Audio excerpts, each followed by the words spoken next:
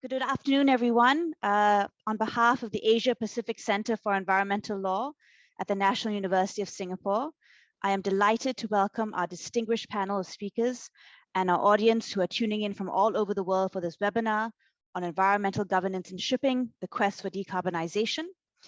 For those of you who may not know, APCEL is an NUS-based research center of excellence that focuses on the research and development of environmental law in the Asia Pacific region.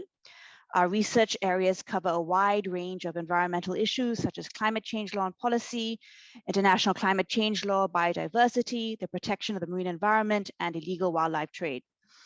Today's webinar is a third and last of APCEL's webinar series on corporations and the future of environmental sustainability, where we explore the complex but necessary role of corporations in environmental governance and sustainability.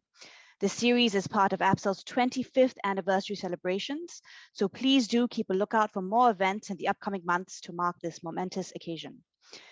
Without further ado, I will hand over the virtual stage to one of our researchers, Ghislaine, and I would also like to take this opportunity to thank Ghislaine for all her efforts in organizing these series of webinars, which have been very well attended and have generated much discussion and debate. Thank you so much, Ghislaine. Over to you. Thank you so much, Tara, for your kind words, and it has been a pleasure to organize these webinars. So excited for this third and final webinar in the webinar series on APCEL's 25th anniversary. And I'm very happy and honored to moderate this session for you. International shipping is key to the global economy, and according to the United Nations, about 80% of the volume of international trade is transported by sea, and the percentage is even higher for most developing countries. It is therefore not surprising that the shipping industry generates substantial carbon emissions. And it is also not surprising that actors in the shipping industry have been and are taking steps. Regulatory bodies like the IMO and the EU have adopted strategies to reduce greenhouse gas emissions drastically, and corporates like shipping companies and financial institutions are doing their part to promote decarbonization. However, there are many hurdles to overcome and time is running short. And in this webinar, we will hear from various stakeholders in the shipping industry and aim to answer the following questions. What are their experiences and views on the decarbonization of international shipping? What is the role for regulation vis-à-vis finance and market-driven tools? And what are the hurdles that need to be overcome? How can the industry collaborate to address these hurdles? And what type of collaboration and innovation is required? So many topics to discuss, and we have a full program with a great panel with top experts and friends from IMO, EU Commission, a shipping company, and a financial institution. And our colleague, Mr. Ricardo Pereira, will deliver the closing remarks. Before we start, some housekeeping rules. We will take questions after the presentations, so please put your questions in the Q&A box. And please be informed that the presentations are recorded, the Q&A will not be recorded. And with that, I would like to introduce the first speaker who will deliver the first opening address, Mr. Roel Hoenders. Mr. Roel Hoenders is Head of Air Pollution and Energy Efficiency in the Marine Environment Division of the IMO Secretariat. He is responsible for IMO's regulatory agenda on the reduction of atmospheric pollution from ships and promoting low-carbon shipping. Prior to joining the IMO Secretariat, Mr. Hoenders worked as legal expert and policy officer on defining EU clean air and renewable energy policies in the DG for Environment of the European Commission and on promoting sustainable shipping in the Environment Department of the European Maritime Safety Agency. Over to you, Mr. Roel Hoenders, and I'm very glad that you can join us today.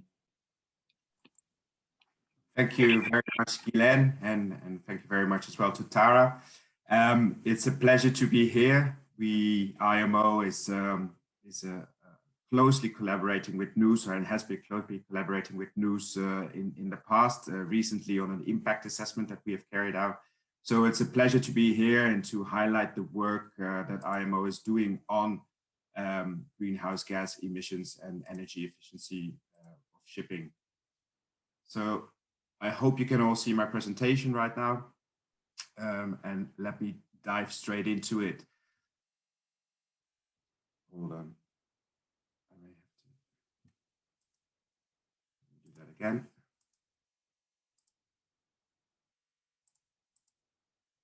Yeah, this time it works. So I hope you're all familiar with the IMO, and again, thanks for the introduction.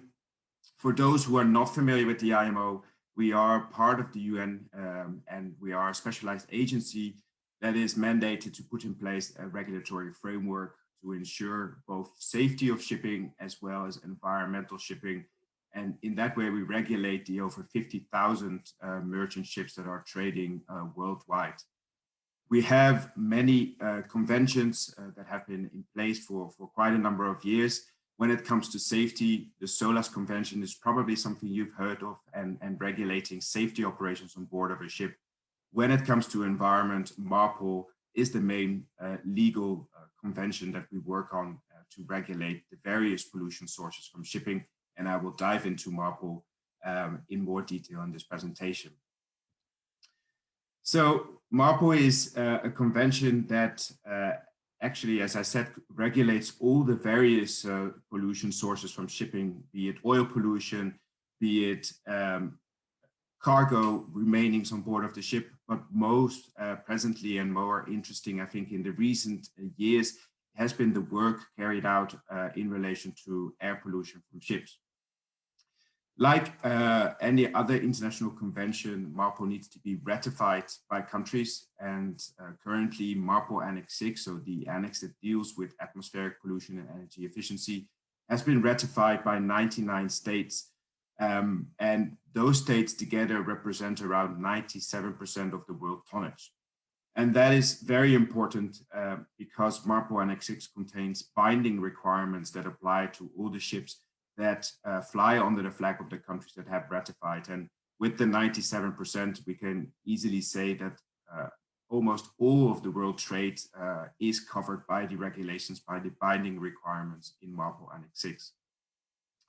When we look at the topics covered by MARPOL Annex 6, there are basically two main areas. One is air pollution, and that deals with pollutants such as sulfur. It also deals with NOx emissions through engine standards, and it actually regulates specific geographical pollution limits through the emission control areas. You're probably aware of IMO 2020, so the global sulfur cap that entered into force on the 1st of January last year. That is regulated through Chapter 3. When it comes to regulating energy efficiency and greenhouse gas emissions from ships, this is taken up in Chapter 4 of MARPOL Annex 6, and I will go into the various provisions in Chapter 4 of MARPOL Annex 6 to give you an overview of what IMO has been doing. And we're actually, this year, 2021, marks kind of a 10th anniversary of the mandatory energy efficiency requirements of MARPOL. Back in 2011, member states at the IMO agreed to include this new chapter into MARPOL Annex 6, and immediately also agreed on a number of amendments that are now in place since quite a number of years, and that have actually had a positive effect in terms of reducing energy efficiency. So the main features that are today in MARPOL Annex 6 are the so-called provisions on the Ship Energy Efficiency Management Plan, a plan that ships need to have on board, and that highlights basically how they are planning to reduce their emissions or improve their carbon intensity and thereby reduce energy efficiency. The EEDI, which is the Energy Efficiency Design Index, is a requirement that applies to new built ships. And the requirement actually puts in place a system whereby new built ships gradually over time need to become more energy efficient. And there are various phases under the EEDI. We're currently in EEDI's phase 2. And again, over years for the various ship types when they are being built, the reference line for energy efficiency requirements is becoming more and more stringent. Another system that, or another set of regulations in MARPOL Annex 6 relates to the IMO fuel consumption data collection system, a mandatory requirement for ships over 5,000 GT to submit their annual fuel consumption data to the IMO. And 2019 was the first year of mandatory reporting, and we have received data, fuel consumption data from over 100 or from 107 administrations for over 27,000 ships that jointly consumed about 230 million tons of fuel. And obviously this data, this fuel consumption data, will largely inform regulatory discussions about how to reduce carbon intensity.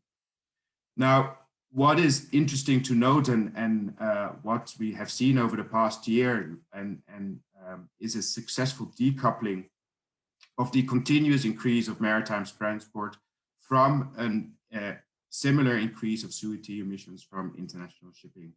And you can see here actually on the slide that the left part, which is from UNCTAD, highlights actually that the total transport volume continues to rise. 2020 obviously was a different year, but until 2019, the total amount of cargo being transported around the world continues to go up. And these are actually the lines that come from IMO's fourth greenhouse gas study that indicate the continuous growth of maritime transport. CO2 emissions from shipping, on the other hand, have remained actually fairly stable. So they haven't reduced, and there's more action required to reduce them. But at the same time, we're pleased to see that there's a decoupling of the emissions compared to the continuous growth of maritime transport around the world. Now, looking then actually what is the current contribution of shipping to total emissions worldwide. Over 1,000 billion tons of CO2 equivalents have been emitted in 2018 by total shipping, and that is actually an increase compared to 2012. So whereas I just mentioned that the emissions have generally been stable, they are actually increasing slowly or a little bit compared to 2012. And because of that, also the share of global emissions of shipping compared to other sectors and compared to the overall kind of emission contributions from countries worldwide has gone up from 2.76% to 2.89% in 2018. And if you look at the projections compared to 2018, the levels in 2050 could be between somewhere 90% and 130% of 2008 emissions. And that obviously is not what we agreed on in the IMO.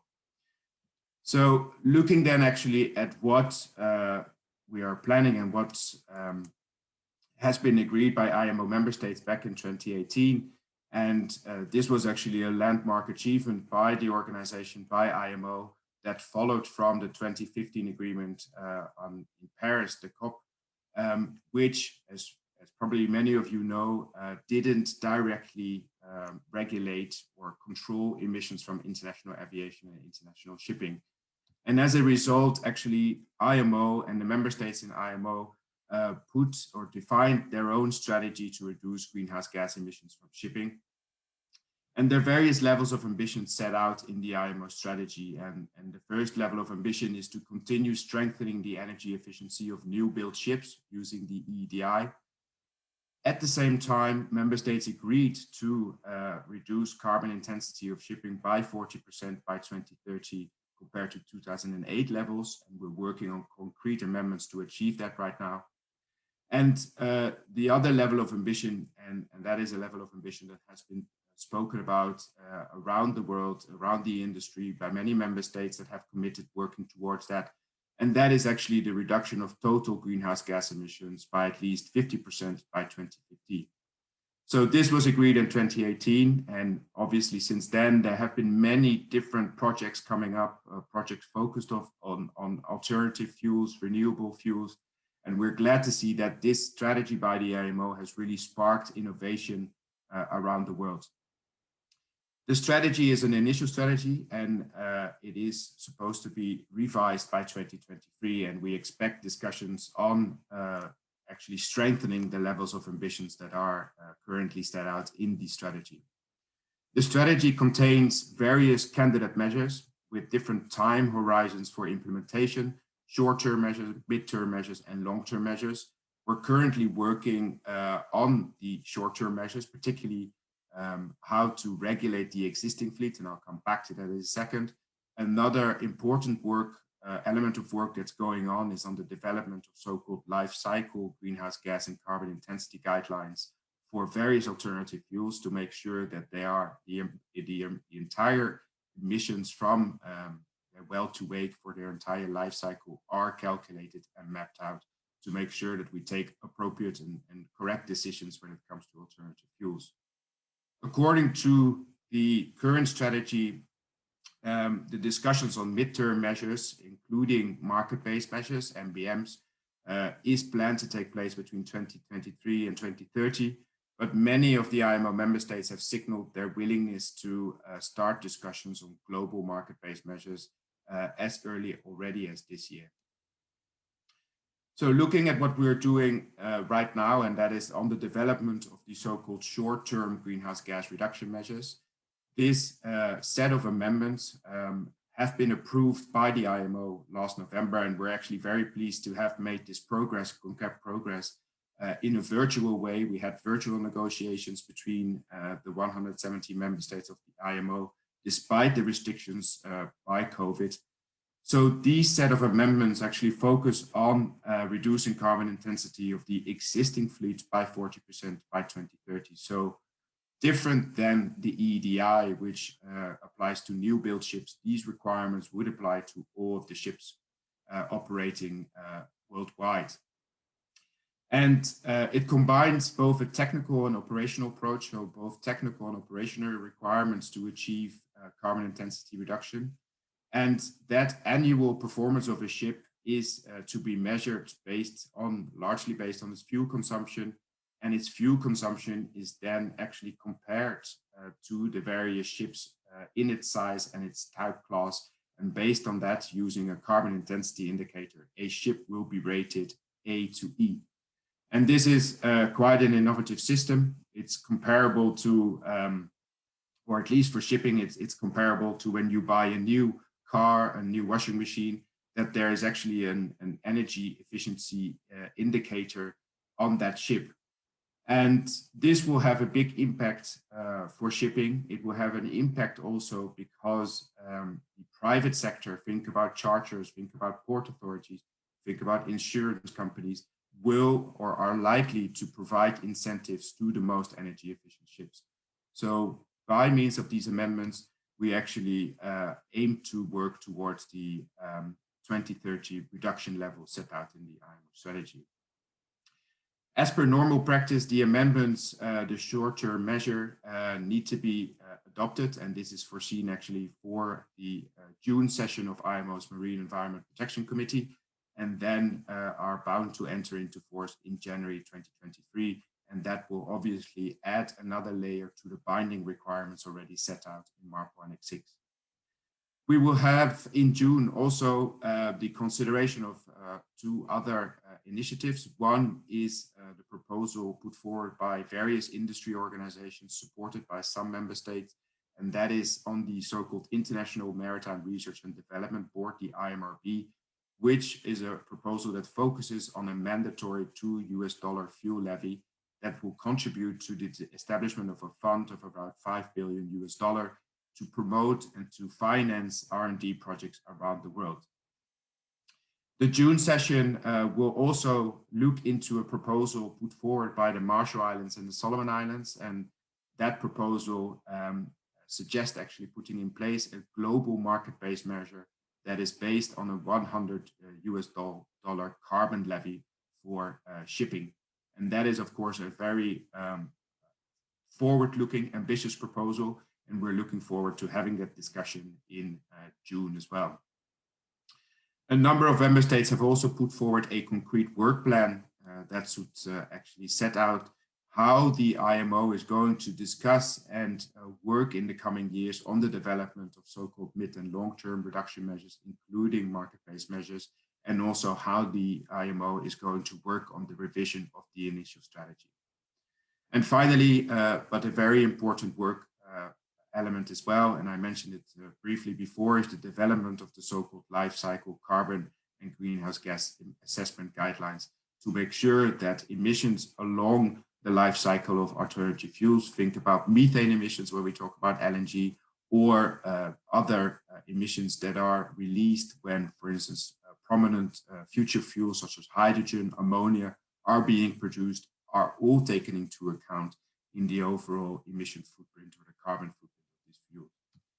So to close off, beyond the regulatory initiatives in MARPOL Annex 6, which of course directly regulates all of the ships, the 50,000 and over ships that operate worldwide, we are also increasingly working with various partners and stakeholders around the world to globally actually transition to the decarbonization of international shipping. And one of the recent initiatives is together with the EBRD, the European Bank for Reconstruction and Development, and the World Bank, as well as with a number of other commercial and private banks, to look into the financing gaps and investment gaps that are in place, particularly in developing countries, to make sure we can make together the decarbonization transition.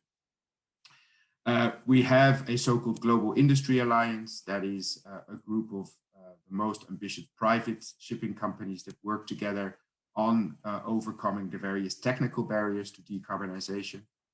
We launched very recently, together with MPA Singapore during the Singapore Maritime Week, which took place 2 weeks ago, the Next Gen initiative, again, bringing together the various stakeholders around the world. And that also actually provides the bridge to what we're doing on technical cooperation. And it's very important for the IMO as a UN agency to make sure that all of the countries worldwide are part of our journey towards decarbonization. And therefore, we are putting in place an increasingly growing portfolio actually of technical cooperation efforts. We have recently launched a new project with Norway, which is called Green Voyage 2050.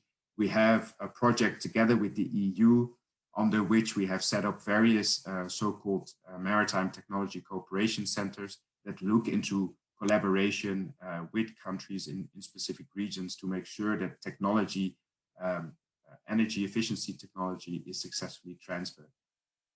So with that, actually, we kind of put in place both the legal system, the global legal system to regulate energy efficiency, and at the same time ensure that we work together with stakeholders, industry, and developing countries to make sure that everybody is part of the decarbonization of international shipping.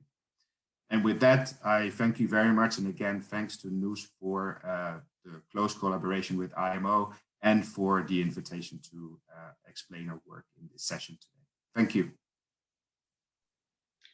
Thank you so much, Roel, for this excellent overview of what IMO is doing. And the 10 years anniversary of MARPOL and the strategy going forward. And I'm really looking forward as well to hear from the shipping company and the bank, for example, what kind of impact this has. And yeah, of course, the opportunity and the importance of collaboration is so important to underline, and is the way forward, I think. So I'm looking forward to have the further discussion later on in this webinar. Thank you so much. And with this, I would like to announce our second opening address, Mr. Damien Meadows from the EU Commission. Mr. Damien Meadows is the advisor on European and international carbon markets at the EU Commission. As a lawyer and head of unit, he has been involved in drafting, negotiating, and implementing market-based policies to reduce greenhouse gas emissions since 2000. He has lengthy experience of UN climate negotiations from the Kyoto Protocol to the Paris Agreement, and before joining the Commission, he was a solicitor in the UK. Thank you so much, Damien, and we are looking forward to listening to your opening address. Thank you, Ghislaine. Good afternoon, everyone, or good morning. And thank you also, Roel, for the excellent overview from the IMO perspective. Now, in my 12 minutes or so, I've just got 7 slides. I mean, my first point really is the scale of the challenge that we have.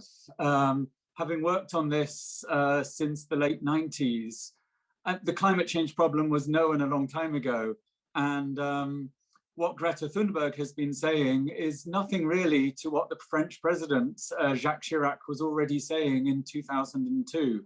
Our house is on fire, we need to act. And this is an economy-wide challenge, and I think it's the challenge of our generation and the next generation. We're already late in the day in terms of the effects we are seeing from climate change, the adaptations we're going to have to make, which will affect the shipping industry, ports, and so on, but will have enormous social impacts if we don't avoid the worst of climate change. So this is absolutely urgent. And I'm really delighted that in the last year or two, in Europe, in China, in the United States with the Biden administration, we really see political leaders who recognize that this is the challenge to avoid catastrophic climate change, which would be grossly socially unfair if allowed to happen. If I can go to the next slide. The key here really, everything that's been happening on IMO is good on the technical level to date. It's good to have standards, efficiency, these sorts of things. But at present, heavy fuel oil is the cheapest fuel for ships, and it's basically untaxed everywhere in the world. So Europe and other countries are phasing out coal. We're acting to price pollution. And frankly, you have to get the economics right. Barack Obama said this in a very eloquent way on my slide about basically tilting the level playing field towards cleanness. If we want ammonia-powered ships, if we want hydrogen-powered ships, then companies need to be able to make money, which means that pollution has to have a cost. And my current president of the European Commission, she's been much briefer on this. Carbon emissions must have a price, and every sector has to contribute.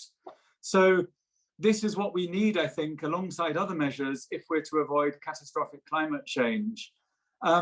If any of you are interested, then this book you see on the slide, we've made sure they're available free online in a variety of languages, including Mandarin, because it is a key challenge now how to turn this political support into action.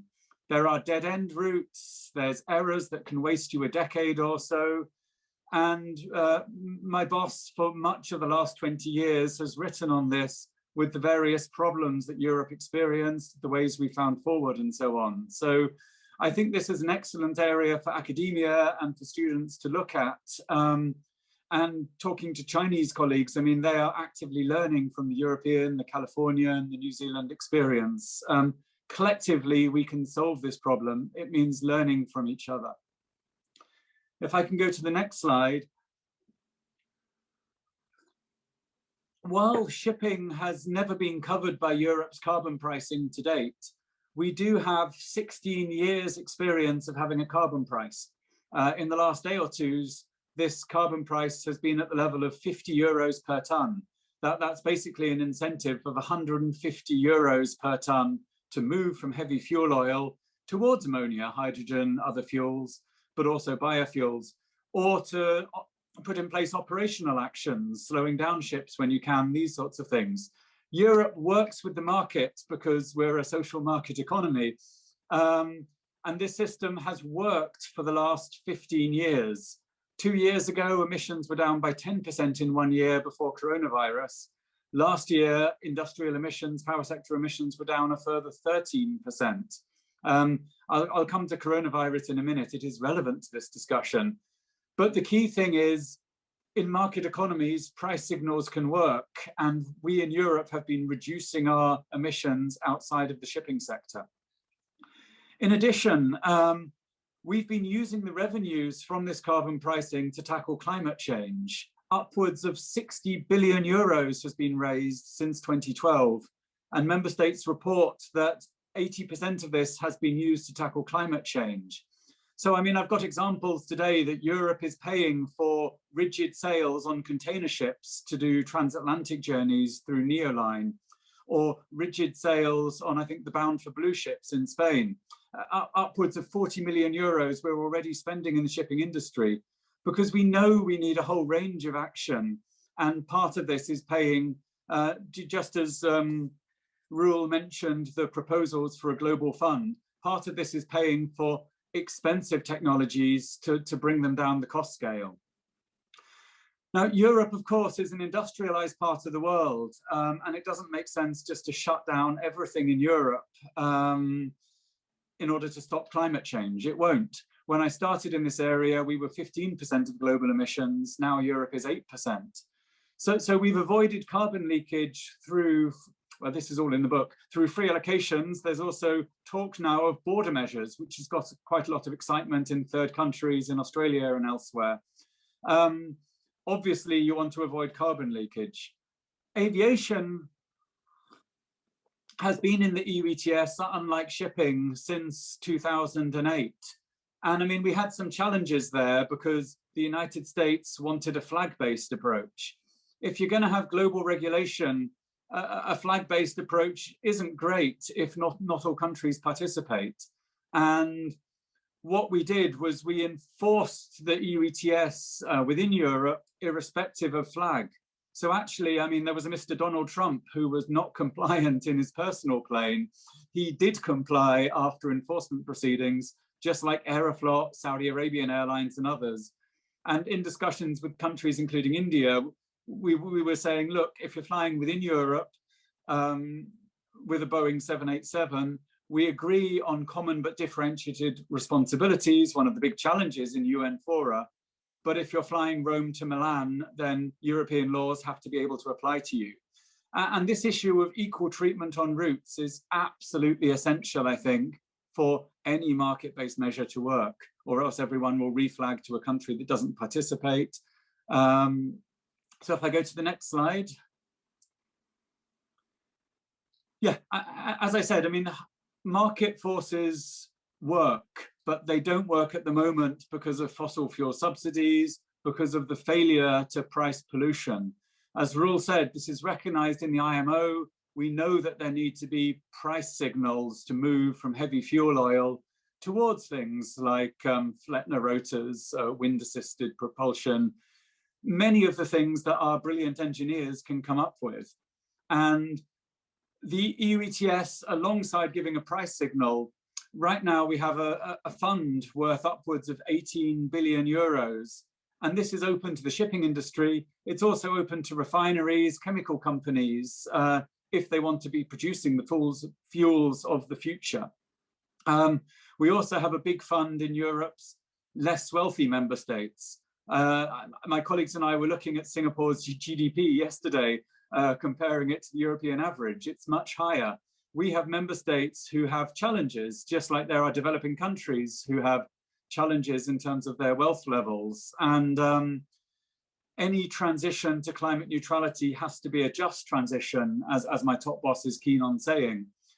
So in Poland, in Romania, we are funding this transition that needs to take place, housing, energy efficiency, this kind of thing. The Commission will be extending the EU ETS to cover maritime emissions. We'll be making the system more stringent to achieve a 55% reduction below 1990 levels. I think Europe's reduction target is one of the most stringent in the world, but it's good that President Biden also has a high ambition now. It's good that China has the 2060 carbon neutrality ambition as well. We have other policies for renewable energy, policies for port electrification. We'll be proposing standards for the use of renewable fuels on ships. So there's a range of things happening in the European Green Deal. And all of these, I think it's essential to do to avoid catastrophic climate change. I mean, time is really short to bring about a massive reduction in emissions, in particular from the developed world. If I can go to the next slide. So among the measures that the Commission will be proposing by this summer is a proposal relating to tax exemptions across the European economy, but taking note that maritime fuel is entirely exempt from fuel taxation at the moment. We'll be making a proposal to extend emissions trading to maritime, always, I would emphasize, wanting to make progress in the IMO. Europe, we are a collection of 27 countries working together. We are the most multilateral region in the world, I would submit. And so if there can be progress in the IMO, we would always want that. But action absolutely needs to be taken to reduce emissions. We'll be making proposals to boost alternative fuels, the ammonia, the hydrogen fuels that I mentioned, looking at port electrification. All of these things have to be done in a pretty fast timescale to avoid stranded assets, to avoid people investing in things that don't take account of the transition that has to happen. Last couple of slides now. Next slide, please, Fina. So some key issues for shipping are to be engaged. I mean, shipping has a reputation outside the shipping sector as the invisible one. You see people sort of talking about flight shame if you're flying and causing climate impacts this way. You see the pressure on coal power generation in many, many countries across the world. Shipping has been invisible, but it is no longer invisible as countries are taking economy-wide action. Europe hasn't yet decided the type of proposal that will be made in terms of the specifics of emissions trading. Some of these issues are listed on this slide. The Commission, contrary to sometimes how it's reported in the media, the Commission doesn't decide things for Europe either. We make proposals and then the European Parliament and our member states in Council decide the shape of the law. So our European Parliament has already been very clear. Its plenary has voted for a vision of emissions trading, how it would cover ships. It would have an ocean fund to pay for protecting biodiversity, the changes that need to be made in the shipping industry as well. But this work will really kick off in summer 2021. If I can go to the last slide. I guess if I've got one message today, it's that we need to, across the world, learn from each other's experience. We are late in the day. I mean, I never wanted to work on climate for 20 years. It terrifies me daily what we're condemning ourselves and our children to. Coronavirus is a taste of what we're going to experience from the worst effects of climate change. But we have vaccines. Thank God we have vaccines. I hope the rolls out go faster. For the effects of climate change, there will be no vaccine. I mean, it's a terrible future if we don't reduce emissions. And this cartoon from the Washington Post, I think, is pretty old now. I mean, you can talk about technology for future technologies forever. We need deployment now. We need action now. And we have many technologies. And it's the rollout of these technologies that brings cost reductions. You look at what China has done with solar panels and so on. It's when you take these things up at scale, you continue to improve them. You're seeing it with batteries as well. So we need this action. Europe will always be looking for this action through UN organizations. Yeah, ideally all countries come along, whether you should wait until there's unanimity. I've spent many years with sort of Saudi Arabian colleagues. I mean, unanimity can be challenging. And anyway, learning from experience is crucial. Also the sharing of experience. I mean, the Chinese emissions trading system, which is now up and running, is twice the size of the European one. They have learned from Europe. California has learned from Europe. Japan is talking about an emissions trading system. South Africa is bringing in place taxes, looking at trading, these sorts of things. It's crucial that we work together and learn from each other. And this webinar, I think, is a good contribution to those efforts. So thank you very much. I think I'm probably up to my time, but looking forward to the questions. Thank you very much, Damien, for this inspiring opening address, underlining rightfully so the urgency, but also I fully agree, cooperation and sharing amongst each other, among countries, but also among the private sector is of course key to be effective. So I'm looking forward as well now to head over to the private sector, but we will come back to you as well later on again. Thank you so much, Damien. So now I would like to head over to Mr. Shankar Pillai. He's the head of innovation and change at Hafnia. Shankar Pillai is a corporate innovator with a decade of experience in innovation, digital transformation, and sustainability consulting across asset-heavy industries. Mr. Shankar joined Hafnia in 2020 and set up their new innovation department, which includes open innovation, digital ventures, and culture change initiatives. He's passionate about applying the tools of innovation and venture creation in the sustainability space, and always has a few ideas which he wants to experiment with fellow industry leaders. So I'm looking forward to hearing your contribution, Shankar. Over to you. Thank you, Ghislaine, and a very good afternoon and good morning to all of you. And really amazing session from Damien and Roel as well. Really interesting to understand what the EU is looking at as well as IMO is. What I can do is try and connect the dots a little bit towards the industry perspective, and primarily more so into the shipping perspective. And for those who are probably not very familiar, I actually work for Hafnia, and Hafnia is one of the largest oil product tanker companies out there. So as much as being in the middle of the action, I think we are right there. And I want to talk a little bit about innovation and sustainability, but maybe let me just quickly start with having a look at where we are right now, right? So this is how Hafnia's compliance status is right now with IMO's carbon intensity targets. And I think Roel did an amazing job of explaining what these targets are. If you see here, we don't have a lot of data before 2019 because Hafnia is actually a merger between Hafnia Tankers and the BW group of companies. So you started measuring very recently, and as you can actually see, you managed to bring the emissions down a little bit right now as of 2020. And our targets are to sort of go into compliance by 2028 as per the existing standards. But this doesn't actually paint a very sort of, complete picture, right? Because I actually feel that reducing your carbon intensity targets, they're absolutely necessary, and you actually need to meet the compliance as well. But you need to have a proper, solid ESG strategy if you want to go ahead and be, mindful of what you want to achieve. And I want to take maybe a couple of minutes to sort of explain how we are approaching decarbonization as part of our overall ESG strategy. So bear with me here. This is a slide with a lot of things going on, but you must be really familiar with, at least most of you should be familiar with the UN SDG goals. So yes, we are catering to a few of the UN SDG goals. But at the end of the day, what is our commitment? Our commitment is to provide safe, sustainable, and reliable hydrocarbon transportation solutions, because that's what we do as a business. We are a shipping company, and we need to provide safe and sustainable transportation, whatever fuel we might be covering or whatever source of energy that we might be transporting, be that today or be that 30 years from now.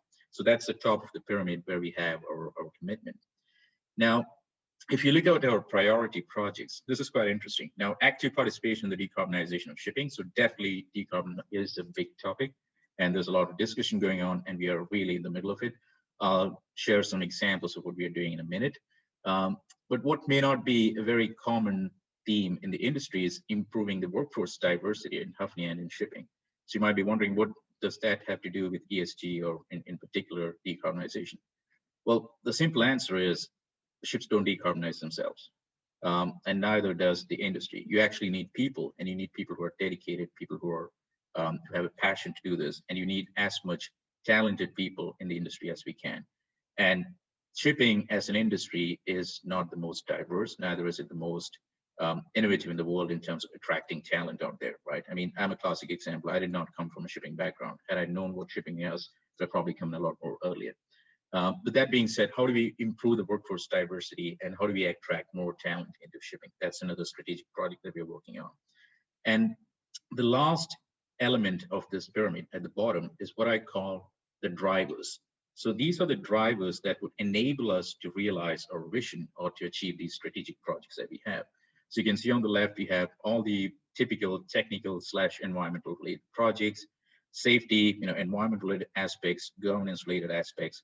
Then we move on to the culture and values, crew wellness, workforce diversity, most of the right people talent. And at the bottom right-hand side, you would see innovation and asset management as two of the resources with whom we are driving this. Now, asset management is pretty much self-explanatory in that sense. What we do is we buy vessels and we sell vessels, right? So it's pretty straightforward. So if the vessel is actually nearing its lifetime period, or even otherwise, we actually feel that the vessels are not contributing in terms of having a reliable CO2 intensity benchmark, we try to sell them as quickly as possible. And by just recycling our vessels with more energy efficient vessels, we try to maintain and stick to the regulations as much as possible. Innovation, on the other hand, is again not a very common theme in the industry. So I want to talk a little bit more about how do we approach, all these ESG goals and try to use innovation as a driver in terms of achieving some of these. So here's how we have sort of, set up the function. And I know, again, a lot of things going on. So just as a recap, was Ghislaine was mentioning, we started this department only last year. So we knew this is coming, and we knew that traditional ways of doing business is not going to help us achieve our targets. And we wanted to think differently, and we wanted to see what else is out there that we can leverage to our advantage to sort of, speed up the industry. And open innovation is a big part of it. What does that actually mean, right? So the first pillar I want to talk about is partnerships. So we work with startups and other industry partners and even government agencies like MPA to sort of look at what are some of the most innovative technologies that's out there. This can be digital or non-digital. It could be on alternate fuels. It could be on, offsetting solutions. It could be on something completely different where we are using drones for deliveries instead of boats, as an example. But how do we actually partner with startups to bring some of those knowledge back into the industry as quickly as possible? Second is, how do we use data and digital tools to predict the issues that could actually happen on a ship? How do we create a digital twin so we can actually have full visibility on the fuel and efficiency targets that we want to achieve, and also have a better route forecasting, so that'll help us reduce our fuel and in turn the emissions as well. And the last part, attracting and retaining more talent in the industry.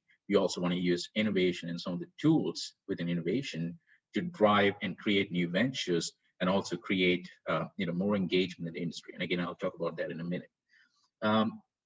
Let me maybe give you a bit of a sense of what these partnerships looks like. So first of all, one of the major things that Hafnia has joined in the industry is a partnership with Rainmaking on decarbonizing the maritime industry. The program was called the Trade with Impact program, and you can see some of the other participating companies in this particular program. But what the intention of this program is not to use traditional means like discussion groups and traditional methods of retrofitting vessels.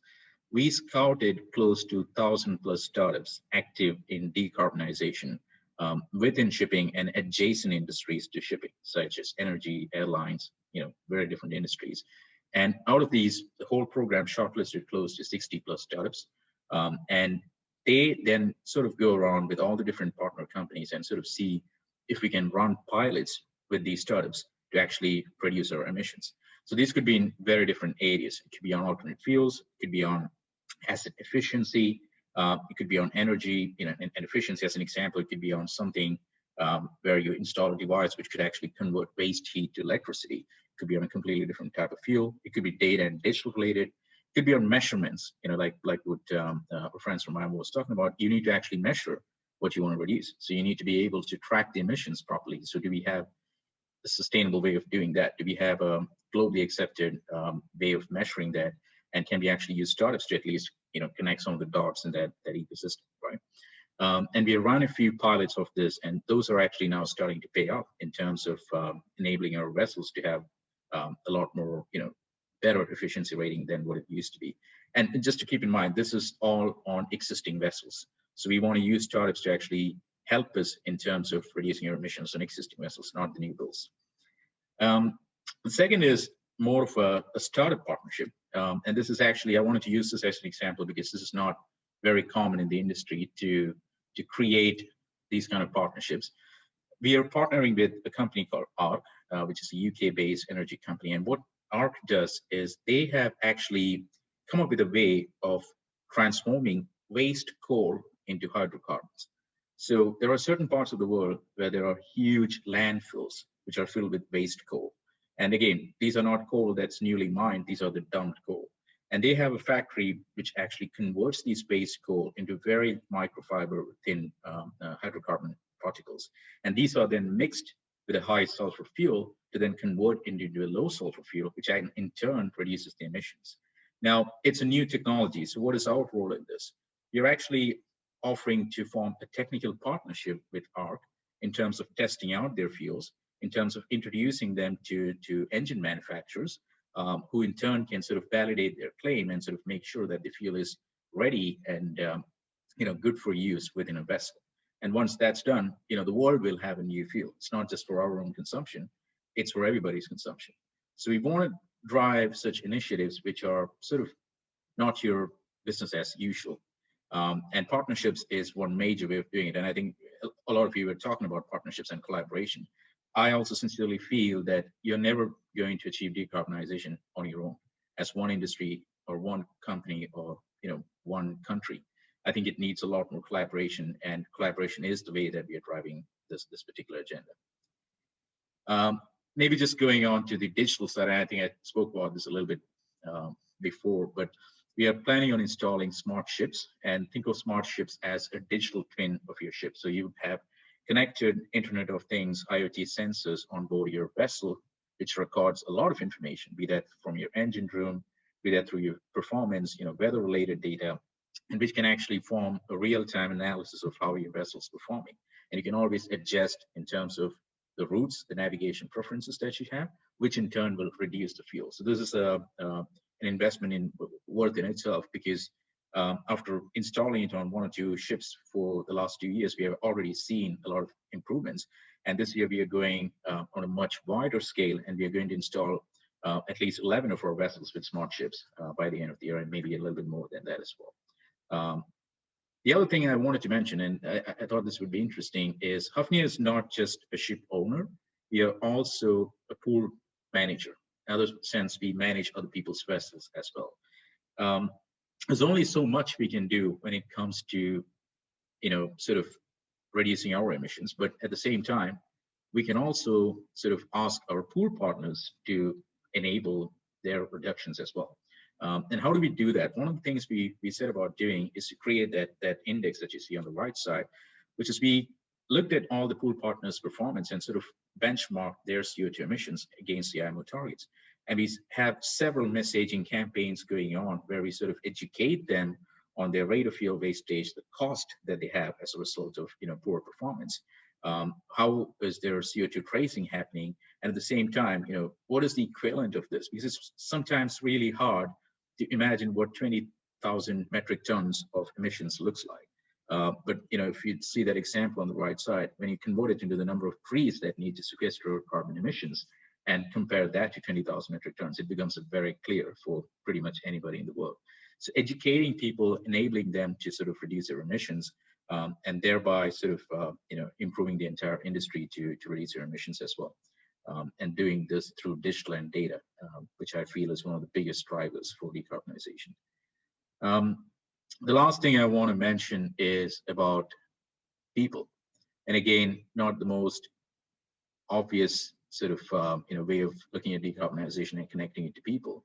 But one of the things that we wanted to do is to create more diversity in the industry, especially when it comes to women, because shipping as an industry, as you're familiar, can actually use a lot more women. The numbers are very much lower as compared to many other industries out there. So we set about a partnership with Shell and BWL, and which is one of our group companies, to create a digital program, or digital hackathon as we call it, to look at what are some of the challenges that's faced by women in the industry. Why do we have not enough women in the industry? And some of the challenges that we identified was that, how do you actually retain women in a predominantly male sector? How do we enable them to transition back from, let's say, maternity leave? And how do we actually enable them to move on to more, more advanced roles within shipping? Because we actually saw a reduction in the amount of women going into senior management positions. So these were some of the sort of the problem statements, as I call it, that we wanted to tackle with this program. Shell wanted to do this along with us as well. So we partnered together along with the group company, and we set about this hackathon where we invited ideas from close to 50 different teams all around the maritime industry on how they think digital solutions can be a pathway in terms of enabling more diversity in the maritime industry. And we had an amazing hackathon. We had a 5-day program where we shortlisted some of these teams, went through a boot camp, and at the end of it, we shortlisted a solution, which was to create an anti-harassment system, which would be launched across the maritime industry, so people feel a lot more safer and they feel a lot more sort of encouraged to report issues that's happening. Because to be honest, the amount of data out there on these type of issues in itself was very, very low. And we're happy to say that within a matter of 3 months, we managed to launch this application, which you can see on the right side. It's called C-Code. And C-Code is an anti-harassment platform that's formed as a partnership between our companies, but it is completely agnostic of any company in the world. In other words, it's an independent platform that's operating on its own. We don't collect any data. Actually, no one collects any data, and all the information that you share there is completely anonymous. And again, we don't want this to be restricted to just the participating companies. We want to do this for the entire industry, so it changes the perception of what shipping is and attract more talent in the industry as well. And the last part that I want to mention is a lot of people sort of look at the front-facing aspects of shipping and forget the real people behind it and who's responsible for maybe shutting off that engine and reducing fuel. Maybe making sure that the routes are clear and following protocol properly so you can reduce fuel. It's the seafarers. They are at the end of the day the people responsible for all the action and all the results that we achieve as an organization. And we wanted to make sure that we can do the most that we can, especially in this time of COVID and whatnot. So one of the partnerships that we have right now is with the startup called Body Guide. Again, this is a B2C as well as a B2B solutions. You can find it on our store. But essentially, we identified that if you're not well, you have telemedicine and telehealth services on board many vessels. But if you have a bit of a back pain, how do you actually look at that, right? I mean, today people kind of just ignore it, and skeletal issues seem to have the #1 cause of seafarer issues on board our vessels, or for that matter, many other vessels. So we wanted to launch a digital physiotherapy solution and make it free and accessible for most of our seafarers. So they can actually use an app which can guide them through exercises and programs, which would in turn reduce their pain and sort of make them more productive at their work as well. So again, these are some of the themes that we are kind of pushing out there, just to make sure that the connection between having the right people and bringing the right talent to the organization sort of helps us to set and go out there and achieve those targets that we want, be that for decarbonization or be that for our entire ESG strategy as a whole. So that's all I have for you. Not too long, but I just kind of wanted to wrap it all up nicely. Again, we're anxiously waiting for the EU ETS's decision in terms of shipping. So I don't have a lot of comments on that at this point. But if the day comes, we're already looking at several options. So we hope we'll be ready. That's all I have. Thank you. Thanks. Thank you so much, Shankar. And I think it's, we're very excited to hear indeed the role of innovation. Digital and data has the biggest driver for decarbonization. And it's really, for me, an eye-opener to see what different type of initiatives Hafnia is taking. And I believe you did a lot in the last year, so that's really amazing. And of course, indeed, you need people. People are very important. So thank you for underlining this. So with that, we go to our our next speaker, Karianne Tieleman from ABN AMRO, Head of Sustainability Advisory. Karianne studied business economics in Tilburg University and started her career as a trader of bunker fuels for international shipping. Her interest in the maritime sector continued when she moved to the finance sector, when she had roles in lending, private equity, and risk management with a focus on shipping and energy. Karianne is now heading, as mentioned, the Sustainability Advisory Team of the Corporate Bank of ABN AMRO, and she's responsible for the sustainability strategy, sustainable finance, and implementing new regulations. And she has been instrumental in setting up the responsible ship recycling standards and represents ABN AMRO in other maritime-related initiatives, such as UN Global Compact Sustainable Oceans. And I'm very happy to have Karianne on the panel as well today. So Karianne, if I can hand it over to you. Yeah, thank you, Ghislaine. Thank you for the opportunity to speak at this webinar and for your kind introduction. We already heard quite interesting contributions from the International Maritime Organization, the European perspective, and from Hafnia. All are very important stakeholders in the maritime industry, and their contributions really made clear the urgency of the topic. As scientific assessments leave no doubt that the world needs to embark on a transformation to less reliance of fossil fuels. we need close collaboration. Decarbonization of shipping is part of the that transformation, and it is a very ambitious target. We need close collaboration across the sectors and the various stakeholders. And I recall from the previous presenter, you will not reach decarbonization on your own. And it is a similar message that I heard from Roel and Damien as well. Can we go to the next slide? Financial institutions are one of the stakeholders, one of the many stakeholders in the maritime industry. In my presentation, I will give you a short introduction of ABN AMRO, its role in sustainability and its approach toward ship financing. But I will also touch upon some of the drivers of allocating capital to a low carbon economy. Shankar of Hafnia already explained or mentioned several initiatives that are ongoing in the maritime industry, reaching or targeting more sustainable and cleaner shipping. I will also highlight some initiatives that have the same goal, but in which banks also play a role. Can we go to the next slide?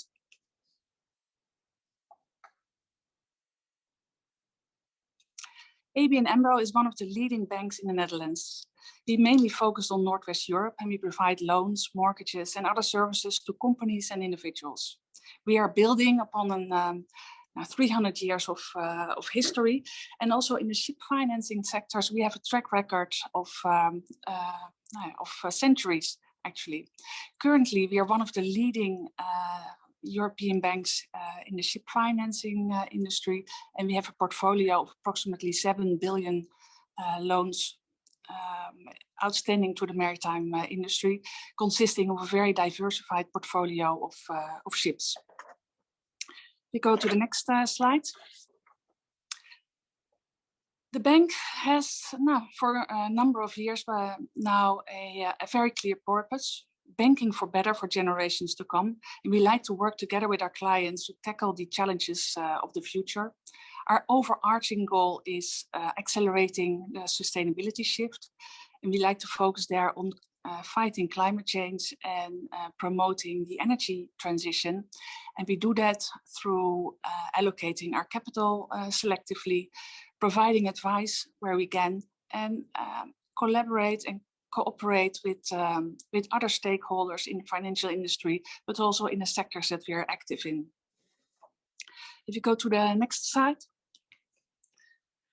Across the globe and across the various sectors, and not only the maritime industry, huge investments are needed in order to meet the ambitious climate goals that we've heard people speak about already this morning. I think, if I'm correctly, and I'm not sure if Damien mentioned the amount as well, only in Europe, an amount of 260 billion euro is needed every year in order to make the necessary investments in order to fight climate change in the way we would like to do it. And that is only Europe. Imagine for all the sectors across the globe. As a bank and as other financial investors have a role to play in financing the transition. And we have a strong belief that understanding the sustainability, risks, and the impact of the existing situation is needed to help support our clients in their shift to more sustainable business models. A strong risk management focus is the basis of our purpose. And if you go to the next slide, you will see that we have a very elaborate set of risk management policies, focusing, of course, on financial matters, but also focusing on sustainability matters and focusing on sustainable risks in the various sectors that we're active in, and for the various products that we are offering, such as project finance, lending, or investments. And we apply these policies very consistently when we onboard new clients, but also when we look at new transactions that we can invest in or that we can finance. So next to the financial due diligence, that is quite customary, and that is the expertise of many banks, we also do a sustainability due diligence. And the sustainable due diligence, together with the financial assessment, is part of the credit decision or the investment decision that our bank is making. And also for shipping, we have a dedicated policy that is the basis of our dialogue with clients. We talk to them about the sustainability policies that they have in place. For example, their focus on sustainable ship recycling or their targets on reducing emissions. If you go to the next slide.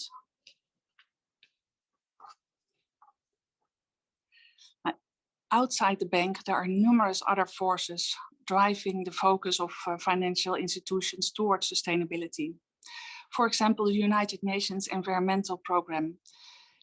It works together with, I think, about approximately 300 or 350 members, financial institutions and insurance companies to create a financing structure that focuses on the planet, on people, and creating positive impact. Now, the European Union issued the Green Deal, a set of policies making sure that Europe becomes climate neutral.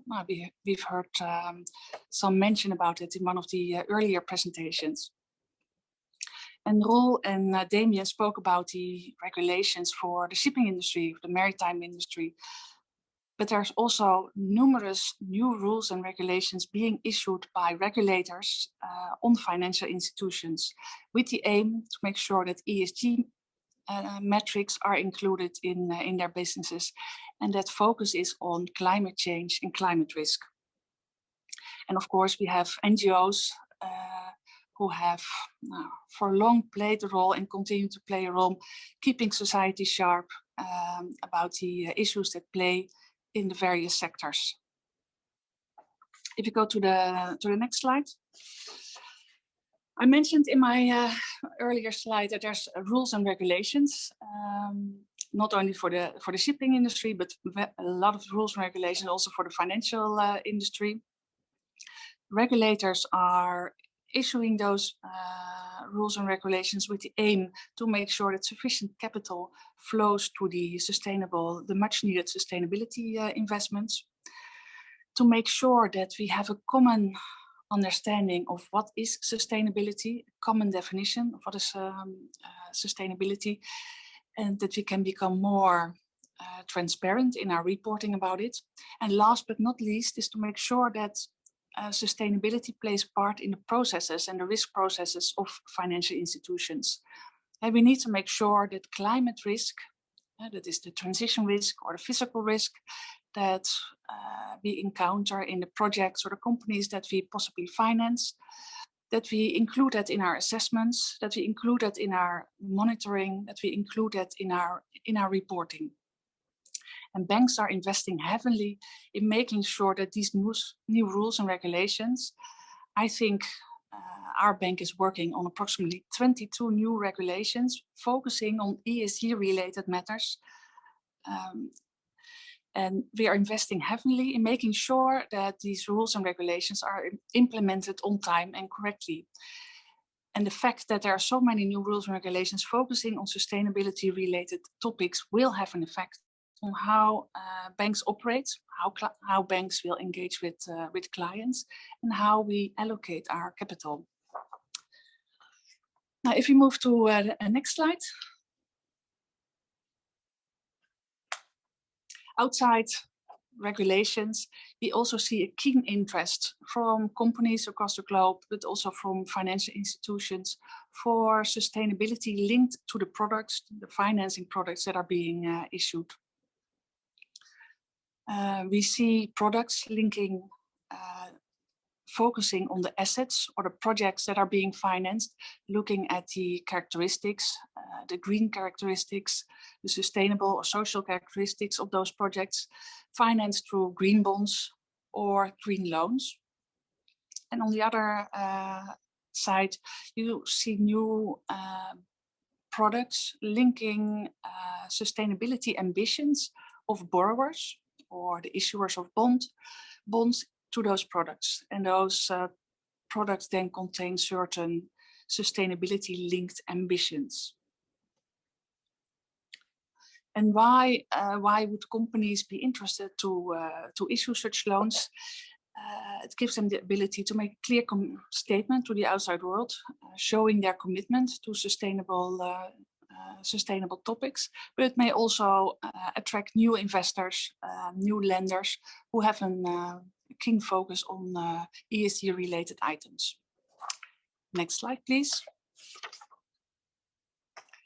Now, these graphs give you an indication of the increase of the appetite in sustainability-linked lending. The top left graph clearly shows an increase since 2017 in the volume of sustainability-linked lending. And the graph on the right-hand side see only a temporary dip last year during the global pandemic. But we again already see a keen interest in these products. And what is interesting to note, that's the pie chart on the bottom, is that the shipping industry is one of the most active industries in sustainability-linked lending.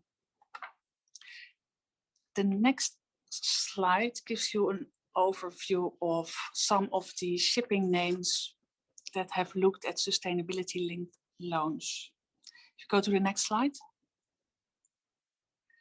I hope you can see it. I realize it's a very full page, but you will probably recognize some of the shipping logos. Some well-known shipping companies have linked their sustainability ambitions to their lending needs, and linked their loans to the targets, and made those targets public. And those targets focused on emission reduction, for example, the use of alternative fuels, transparency, reporting ambitions, or linking their ambitions to United Nations Development Goals. I'm sure that the slides will be shared afterwards, and you can look at the fine print and find more details about these transactions. I would then like to move on to the last topic of my presentation, the initiatives, the multi-stakeholder initiatives that are out there to make sure that the maritime industry becomes more focused on sustainability and cleaner. So if you go to the next slide.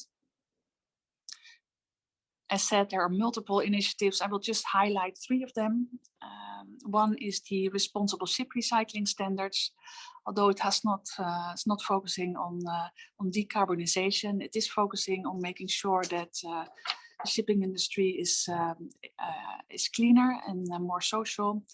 It is an initiative currently supported by 12 banks. It originated in 2017 and focuses on the promotion of sustainable scrapping, scrapping of ships. It has resulted in a new standard in ship financing loan documentation. And clauses are included in each of the loan documentation, making sure that sustainable ship recycling is addressed and the use of inventories of hazardous material. And next initiative on the next slides is probably, although it's a relatively new initiative, it receives a lot of attention. It's the Poseidon Principles. It is many banks are subscriber to the Poseidon Principles, and the initiative is growing. And it is an initiative whereby banks once a year report to what extent their loan book of shipping loans is on track with the IMO emission reduction trajectory for shipping. And last year, the banks published those reports for the first time. It was a lot of work. It required collecting data from all the ships that the banks are financing, and resulted in each bank just publishing one number to what extent their portfolio is on, below, or above the trajectory. And every year the banks are committed to continue with that reporting, and it gives us a unique and a new perspective on the loan book. We have a lot more data to take into consideration, and we have a lot more information that we can use in our engagement with our clients. And it immediately has an effect on how we look at the loans that we have in our portfolio, but also look at new financing opportunities, because the data from the Poseidon Principle will be a part of the overall decision. And we are entertaining dialogues with our clients to see if, based on this data, we have a better understanding of how we can improve and if we can support our clients, the performance of the ships in the portfolio. And the last initiative that I wanted to highlight is is on the next slide. The United Nations Global Compact Action Track on Sustainable Oceans. It was launched in 2018, and it's exploring ways of how we can do business while still protecting the oceans. It is aimed to mobilize private sector, also governments, and principles have been issued and guidances have been written about best practices for doing business in and around the oceans while continuing to protect the oceans. And there's a strong focus on the shipping industry as well. This was the last slide of my presentation, and Ghislaine started with a question at the beginning of this webinar: will regulations have an impact on decarbonization of shipping? As I mentioned before, from the perspective of a bank, we have a lot of new rules and regulations coming our way, like the EU taxonomy, like the European Central Bank's guide for climate risk. So banks will focus much more on sustainability related matters, on climate change and climate risk. And this will have an effect on how banks will look at new projects and how we engage with our clients. So this will definitely play a role next to the collaboration across stakeholders that is much needed as well. Thank you.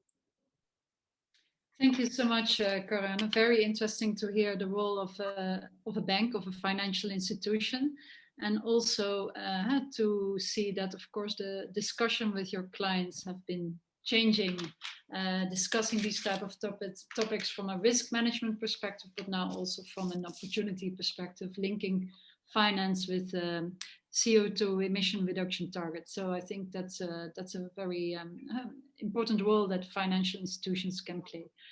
Thank you so much.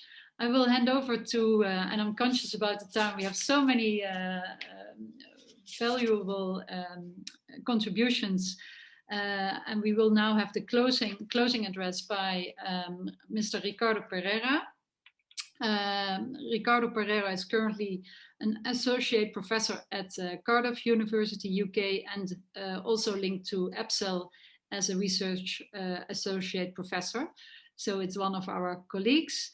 And I'm very happy that he is joining us from the UK. He has previously held academic positions in a number of other UK academic institutions, including Imperial College London, Queen Mary University of London, and University College London.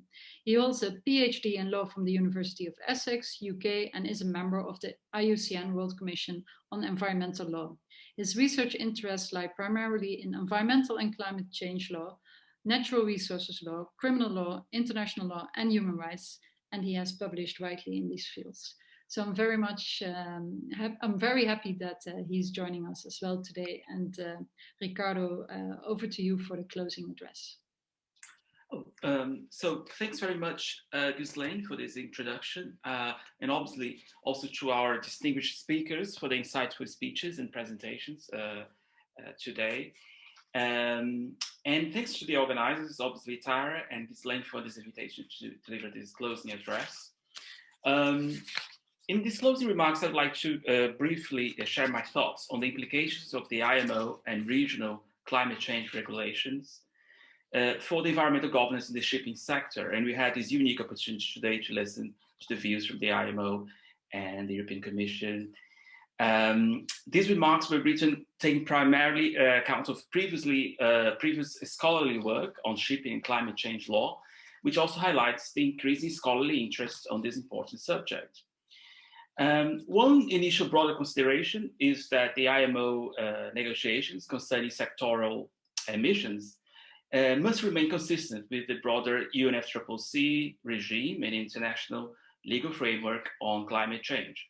and that there is a dialogue between the two, including the run-up to the COP26 in Glasgow at the end of this year. This need for coordination is inherent in the way the negotiations in sectoral shipping and aviation emissions before the IMO and ICAO, respectively, have evolved in parallel to the UN climate change negotiations before the UNFCCC and the Kyoto Protocol. It is therefore imperative that all economic sectors, including shipping and aviation, make significant contributions towards achieving the Paris Agreement's overarching goal of limiting global warming to no more than 2 degrees Celsius above pre-industrialized levels, and pursuing every effort towards limiting global warming to no more than 1.5 degrees Celsius. Some commentators have suggested that while the Paris Agreement, unlike the Kyoto Protocol itself, does not mention emissions from international shipping, the absence of any reference to this mandate in the agreement has the potential to strengthen the hand of the UN in the climate change regime going forward. In particular, common but differentiated responsibilities, or CBDR, will continue to surface as a major concern for developing countries in the climate change negotiations, which highlights the difficulties inherent in regulating any aspects of climate change in a consensual and effective manner, and how far to reconcile these interests with the IMO's approach to non-discrimination and no more favorable treatment. In this regard, the work of the IMO Marine Environment Protection Committee ad hoc expert working group on facilitation transfer of technology for ships concerning financial and technological assistance to developing countries should be streamlined in line with the existing mechanisms under the Paris Agreement. And as was noted by our speakers today, in particular of Roel's presentation representing the IMO, 2 historical votes in the past decade in the IMO Marine Environmental Protection Committee led to the breakthrough in the global climate change negotiations, particularly the 2011 vote to amend the Annex 6 to regulate GHG emissions from vessels, particularly Chapter 4, and the 2018 Marine Environmental Protection Committee's vote to reduce GHG emissions from vessels by 50% by 2050 compared to 2008 levels. And there are separate targets for carbon intensity as well. Yet to date, the emphasis of the IMO remains on technical and operational measures rather than market-based incentives for implementing emissions reduction targets. One of the main criticisms of these measures, in particular the Energy Efficiency Design Index, or EEDI, is that it only applies to newly constructed ships and not existing ships unless they undergo major renovation, meaning that they would be effectively newly constructed ships. This is a significant limitation of the effectiveness of the EEDI, as it means that many older vessels will continue to produce large volumes of GHG emissions without any limits. In order to address these regulatory gaps, it has been proposed that the IMO could develop mandatory attained energy efficiency standards for all ships, including existing ships, albeit recognizing that older vessels may require longer phasing periods and lower standards than newly built vessels might. And interestingly enough, Rose also explained today the recent IMO work on updating the initial strategy that may include standards for existing vessels. Another criticism is that from the IMO initiatives is that the Ship Energy Efficiency Management Plan, or CCMP requirement, although applicable to all vessels, as long as they are above 400 gross tonnage, is that it leaves ship owners with a large degree of discretion to decide what energy efficiency measures, if any, to adopt for their ships. Therefore, stricter requirements for the CEMP are required so that ship owners show meaningful improvements in energy efficiency over time. And obviously, the IMO itself has guidelines on implementation of the CEMP that needs to be taken into account as well. Now, the adoption of the initial strategy in 2018 also marked a significant development for implementation of the agreed GHG emissions reduction targets. However, the emphasis on national allocation plans, or NAPs, for implementation of this strategy has been criticized by some scholars, especially Garcia, Foster, and Lee in a recent paper in the Journal of Environmental Law, In particular, NAPs may not be an ideal instrument to handle issues that transcend national borders or boundaries, such as international shipping. And one example is the UK Clean Marine Plan. In the instances where incentives for implementation of emissions reductions are voluntary, such as in the case of CEMP, economic savings will remain the main drivers for energy efficiency in vessels. Hence, the risk is that energy efficiency would be achieved as a matter of enlightened shareholder self-interest or enlightened shareholder value that tends to drive CSR initiatives rather than mandatory targets. Yet the economic gains from implementing energy efficiency measures voluntarily cannot be underestimated. Indeed, fuel is the ship owner's largest cost. This takes us back to one of the central themes of this APCEL webinar series, in which we have probed the advantages of CSR versus mandatory targets for compliance with or beyond environmental regulation. It's notable that there's a growing consensus or realization, including within the IMO and industry, for the adoption of market-based mechanisms in the longer term to drive emissions reductions in the shipping sector, and that technical and operational measures will not be sufficient to satisfactorily reduce the amount of greenhouse gas emissions from international shipping in view of the growth projections of human population and world trade. Hence, a global tax in the form of an international marine fund, and I know the details should be worked out by the IMO, in which we impose a levy on bunker fuel purchases, may be instrumental for achieving this goal, and ultimately to incentivize clean investments and innovation in energy efficiency as well. Alternatively, a marine international ETS, similar to recently being negotiated by the EU level, could be adopted by the IMO in the medium to long term. And this takes us back to the question of multilateralism versus unilateralism, the EU taking a step ahead of the IMO. But it's encouraging that we see the increases of the carbon price up to 50 euros, as mentioned by Damien earlier as well. So that's quite encouraging that the carbon price is increasing, adding a cost to polluters. Moreover, the parallel regime of international civil aviation, or ICAO, in the form of a market-based carbon offsetting and reduction scheme for international aviation, CORSIA, which is operational from the end of this year onwards, provides an opportunity to understand analogous opportunities and constraints in determining the international shipping industry's contribution to tackling climate change.